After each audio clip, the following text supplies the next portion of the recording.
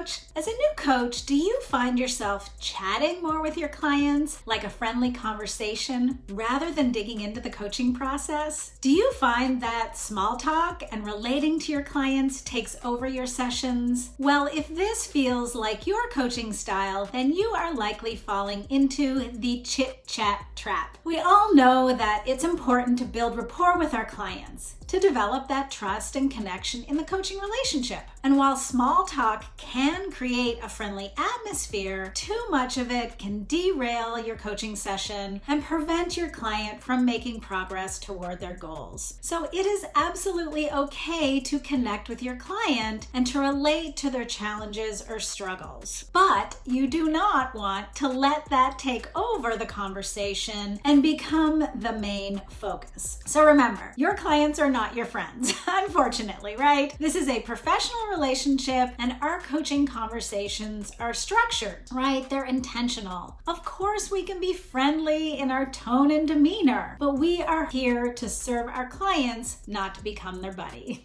So if you have things in common with your client, you have like-minded interests, you don't want those to become the focus of the coaching conversation. You want your clients' goals and their health and wellness challenges to be the focus. So the chit-chat trap does tend to happen fairly often with new coaches. So if you are doing this, please know that you are not alone. I hear this all the time, and I absolutely did this myself early on in my coaching career. It happens because we want our clients to like us, to feel that connection and that bond. But again, we have to remember this is a professional relationship. Our clients have hired us for a specific purpose, which is to support them in reaching their health and wellness goals, not to have another girlfriend to have coffee talk with. So today I have 3 practical tips for you to avoid the chit-chat trap so that you can have meaningful and productive coaching sessions with your clients. These tips today are all about how you're going to start the session with the right tone. Otherwise, if you don't shift from the chit-chat early on in your coaching sessions, it's going to be very hard for you to sort of rein it back in once you've gone down that path. So my tip number 1 is to start with purpose. It's totally okay to start your coaching session with a warm welcome, a friendly greeting, a short icebreaker or rapport builder, like what's new and good,